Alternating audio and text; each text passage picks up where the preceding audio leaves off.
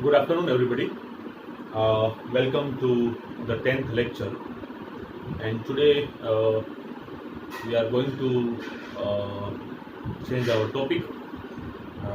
We are going to discuss on the frequency response analysis. So far, we have discussed about the time response analysis of a control system.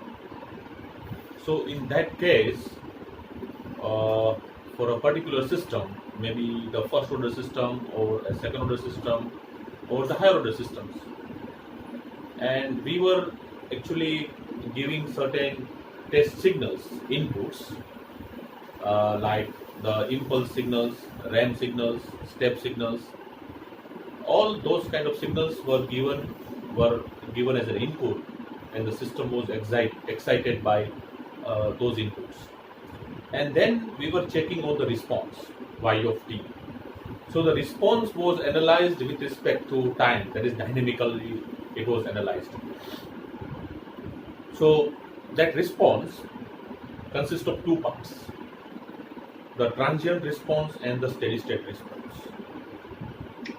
And then we were analyzing that response, that how the system is fast or how the system is slow as far as the transient response is concerned.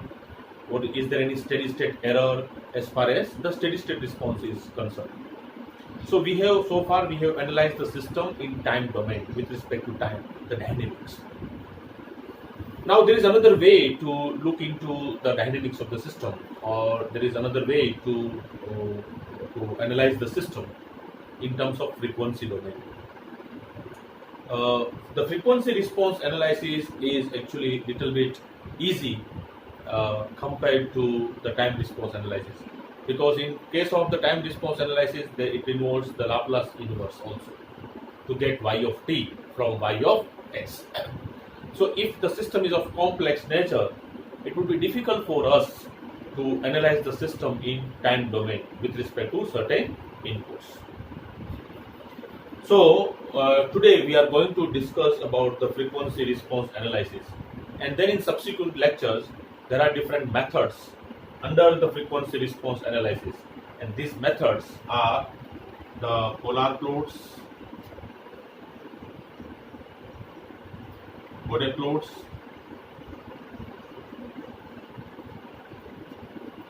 there are Nyquist plots also.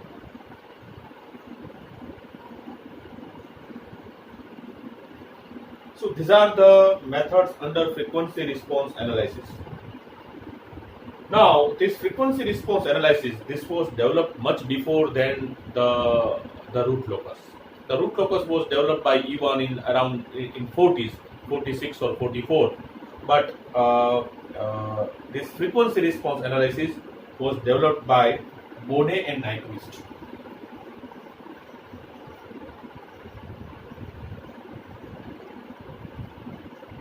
So these were the two mathematicians. They developed the frequency response methods around 1930s. Okay. So the root locus methods was developed later than the frequency response methods. Okay. All right, let us go into the details about the frequency response analysis.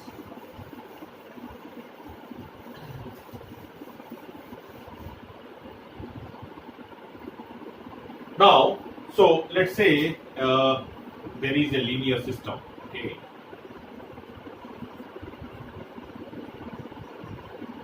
So I have a process which is linear, and now when it is excited by a sinusoidal input,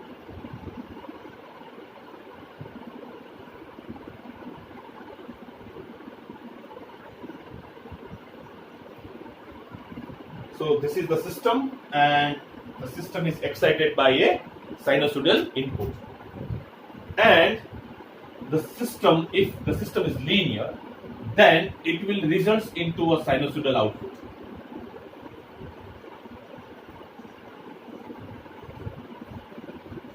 But there is a condition, that is under steady state conditions only.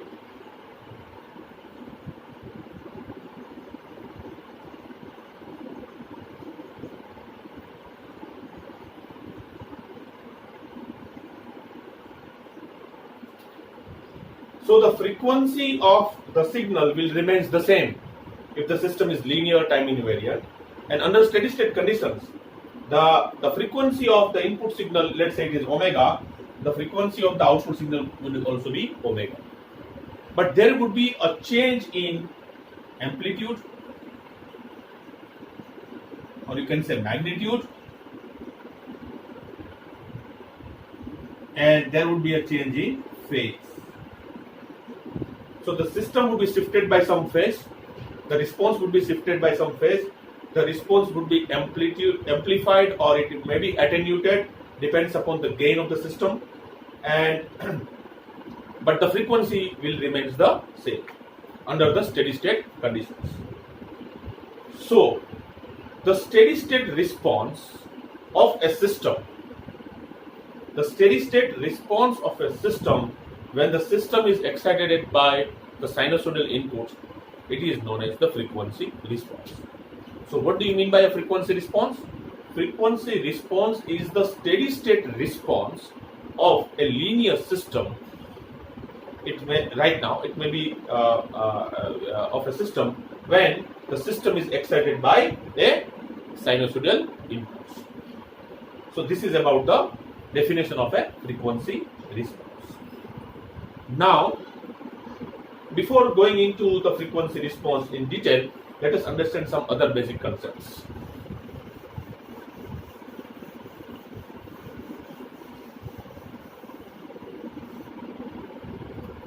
Now, so we let us go into the time domain. So let's say this is my system, and earlier the system were excited by standard test signals.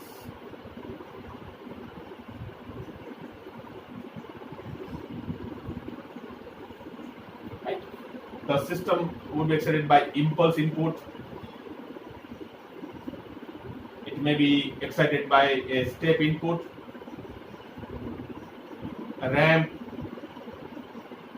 parabolic. Okay. And we have also seen the sinusoidal input. Okay. So when we apply the sinusoidal input, then it means that then we are talking about the frequency response. But when we are giving this impulse, step, ramp, and parabolic inputs, then we might be interested in the time response. So if you look into, let's say, a first order system, that is k upon tau s plus 1, when it was excited by a input u of s, and let's say it is impulse input, then the Laplace of impulse input is 1. So this was y of s, and y of t was the Laplace inverse of k upon tau s plus 1. And this means if I take k by tau common, then s plus 1 by tau, and this is nothing but k by tau e raised to minus t by tau. This is the response of a unit impulse input to a first order system. If I plot this response,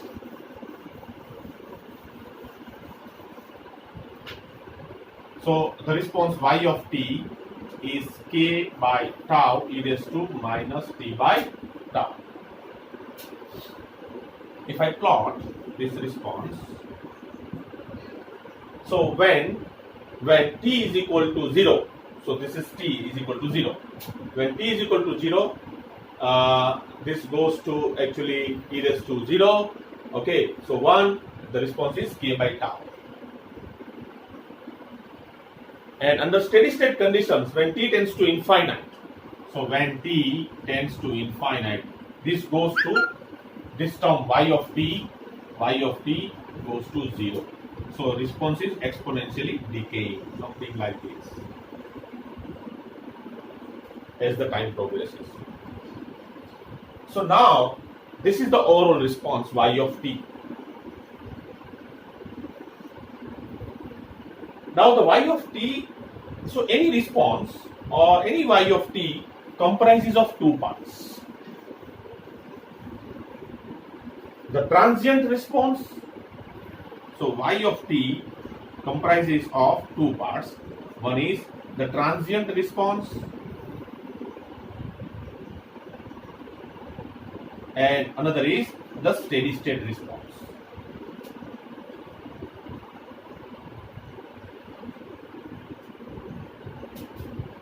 So definitely this response also comprises of two parts, the transient response and the steady state response. Now here the steady state response, that is when t tends to infinite, y of t goes to 0. So this goes to 0. So this is all the steady state response. So here the contribution from the steady state response is 0 actually. So what all you see on the graph on this plot y of t, it is actually a transient response.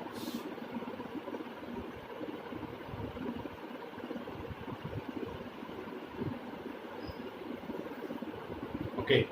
What? So it means that this transient response, it is due to the initial conditions. So at time t is equal to 0, the output is k by tau. So this response, the transient response, is due to initial conditions.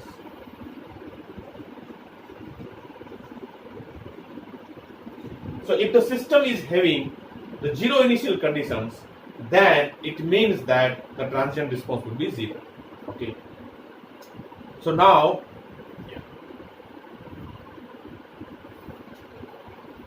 so we conclude that any response consists of the transient response plus steady state response. The transient response is always due to the non-zero initial conditions. Okay. And the steady state response, here you can see when t tends to infinite, the contribution from the steady state response in this impulse input is 0. Now let us move to the step input that we have seen, and moreover the transient response will always be same for any systems, okay, irrespective of the nature of inputs.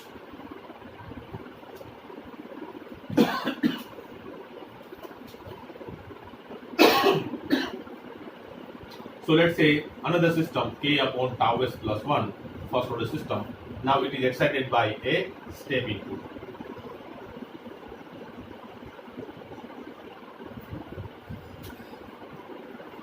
So this is y of x, and we know that y of t is k into 1 into 1 minus e raised to minus t by tau.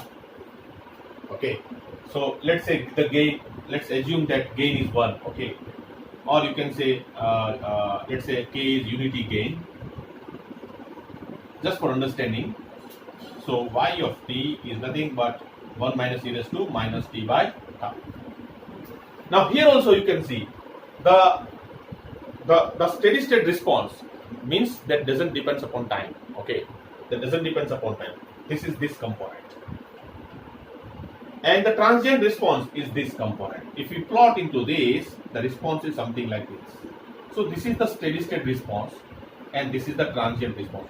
This is due to this component, okay, that is e raised to minus t by tau, exponential component. So this also remains the same. We have seen that the k by tau, e raised to minus t by tau. In impulse input, here also the response was same. The system is same. If the system is same, then the transient response doesn't depend upon the input. Okay, the transient response doesn't depend upon the input, but actually it depends upon the initial conditions of the system, and it will remain the same. All right. So it means that we need to look for the steady state response, because the transient response depends upon the initial conditions only. It doesn't depend upon the input. Okay. So this is the motivation in frequency domain analysis, that we wish to look for a steady state response rather than the transient response, because the transient response depends upon the initial conditions irrespective of the inputs.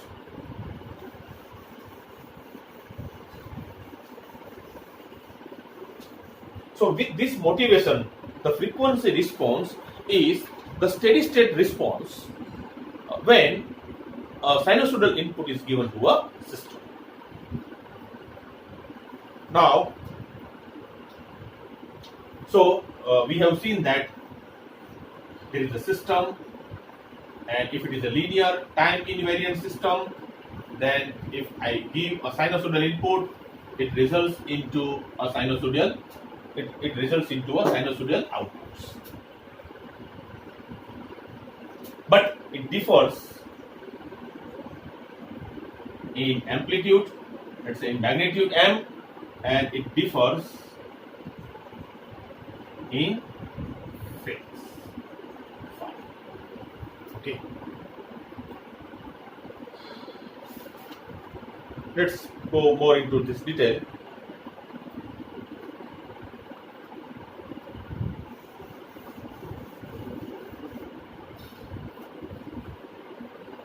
Now, let's say I have a system, any kind of system. It can be a mass spring damper system where the input is force and the output is displacement, any kind of system. So let's say this is the system, and let's say this is u of t, and let's say this is y of t. Okay, so this is input and this is output. Now, for a frequency response, I need to give the sinusoidal input. So let me draw the sinusoidal input.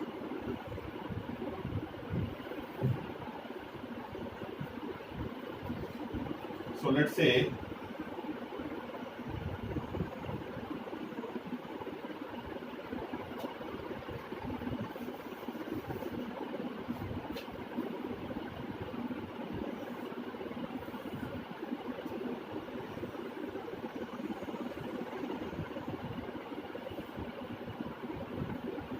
this is t,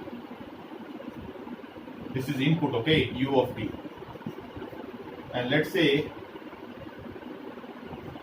this is mi, okay, mi means magnitude of the input signal, and let's say this is actually phi, okay, the phase of the signal. So what is this signal? Mi, you can say cos omega t plus phi. Okay, this is the signal.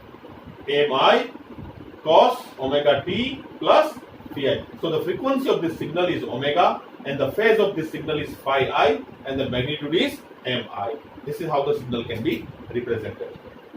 Now, so if I give such kind of signal to a system, and it results into a sinusoidal signal with different magnitude mi other than mi and phase mi, there will be a phase shift also.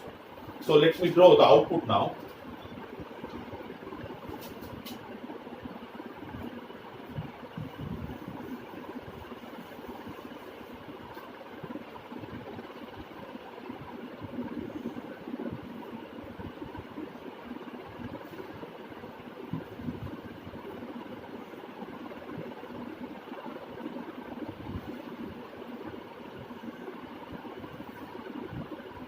Now this is an output signal, okay.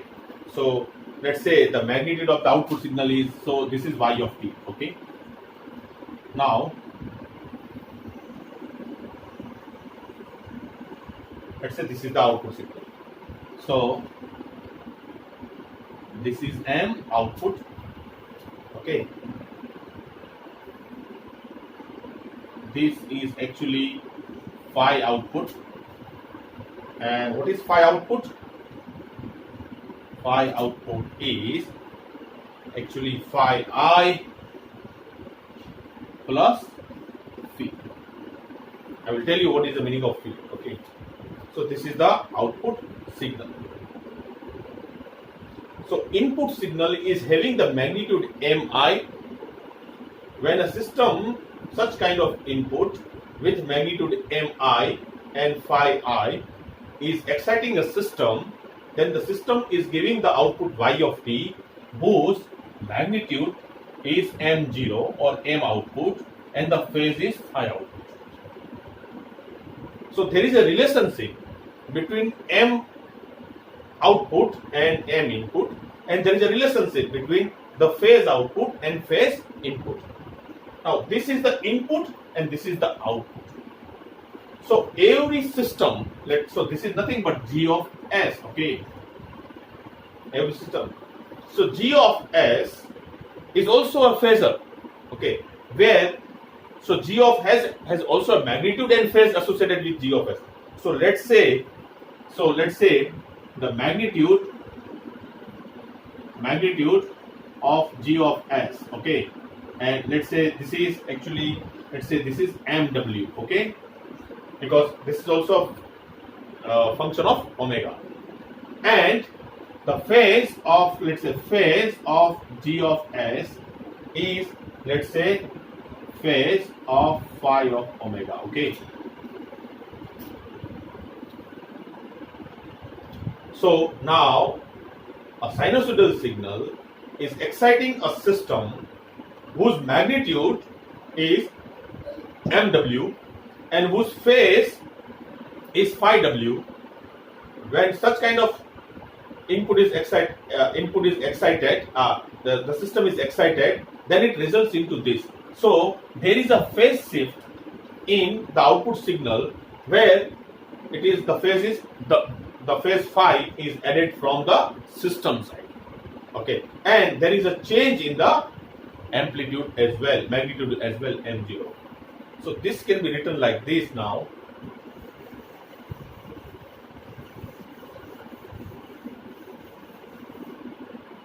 Something like this, if I write in phasors. So this is the system, this is the input, this is output. So input was given by Mi, which is a function of W, and phase phi I of W, okay? Phi I of W. So a complex number. So the sinusoidal signal can be represented by a magnitude and phase. So this is the magnitude and this is the phase. I stands for input, and both are functions of the omega, okay? And this system is given whose magnitude is MW and phase angle is phi of W, okay? And it results into M output of W and phase output of W. So therefore M0W phase OW, this is the signal output whose magnitude is M0 and the phase is phi 0, is nothing but the multiplication of this and this. So this is Mi of W phi I of W into M of W and phi of W. Okay, so you can say that system response magnitude and phase is given by the magnitude of input, phase of input multiplied by the magnitude of the system and the phase of the system. So from this equation, equation number 1, we know that MW, so MW, MW is MOW is nothing but the multiplication of these two, and phi OW is nothing but the difference of these two, okay, or the addition of these two. Alright, so now MW is from this, okay, you can write like this, that is MOW is given by MIW into MW, and phase OW is given by phi IW plus phi W, okay, you can see like this.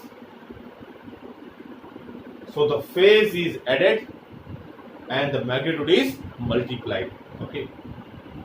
And from this equation 1, this is equation 2, this is equation 3, okay, we can see that that MW means MW is magnitude of the system.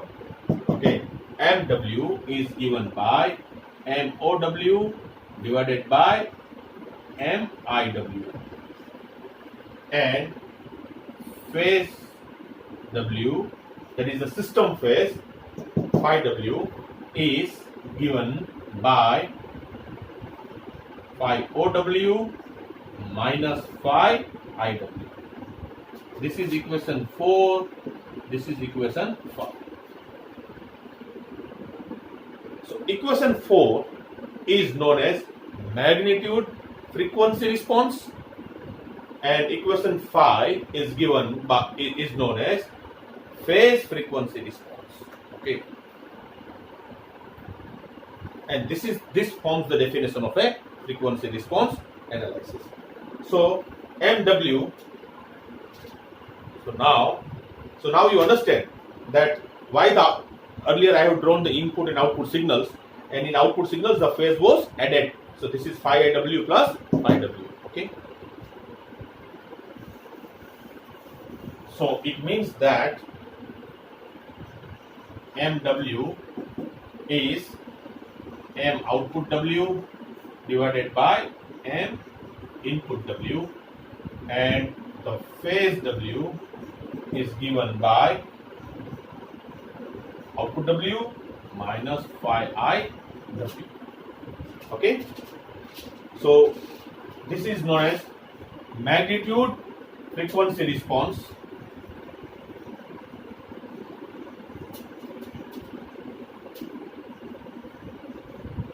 and this is known as phase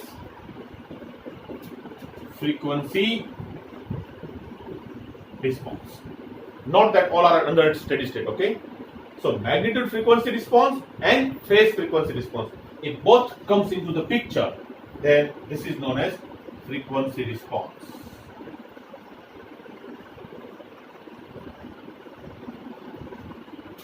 Okay, so you can see that the MW and phase W, these are nothing but the system. Okay, this is the system. MW, system gain, magnitude, and this is system phase. So this is known as these two equations are which is known as magnitude frequency response and the phase frequency response, and they both combine to give you the frequency response analysis. So you can write like this: there is MW and phase phi W. This is the frequency response. Okay. So now you for any open loop system, that is G of S, H of S,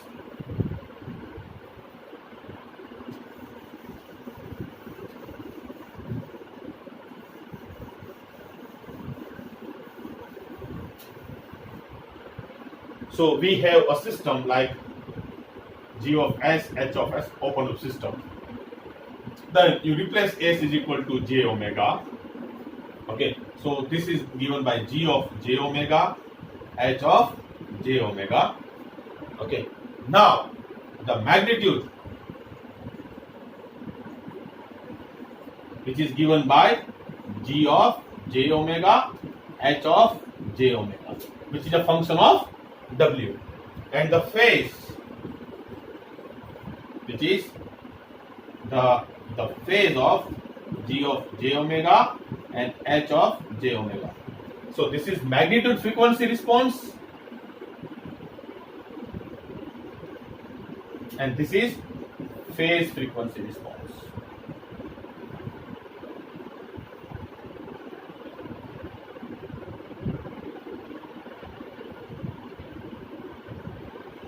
So now you need to plot the magnitude and the phase with different frequencies, how they behave. Not that I have replaced S is equal to J omega, but actually the Z is this plus some real part plus J omega. But since we are interested in the steady state response only, and moreover, if I look into, because this is in time domain, the Laplace, so let me explain that also. So let's say there is a function y of t, and its Laplace is y of s. And so this is the Laplace, okay? And its Fourier transform is nothing but y of j omega. Okay, so if it is a continuous domain, then we were using the Laplace transform. If it is a frequency domain, then we are using the Fourier transform. So this is a mathematical tool. Fourier transform is a mathematical tool to analyze the system in frequency domain, and Laplace transform is a mathematical tool to analyze the system in time domain. Okay, but since we are interested in frequency domain, we are going to use the frequency domain. And what is the frequency Fourier transform? Fourier transform, actually Laplace transform is a generalized transform, and Fourier transform is the Laplace transform where s is replaced by j omega. So you know that y of s for any function f of t. So for any function f of t, the f of s is nothing but infinity to infinity e raised to minus st f of t dt. Okay, this is the Laplace transform definition. Now here, if you replace s by j omega, then it is a Fourier transform. So that's why we are replacing only by j omega. We are not interested in the real part here at all.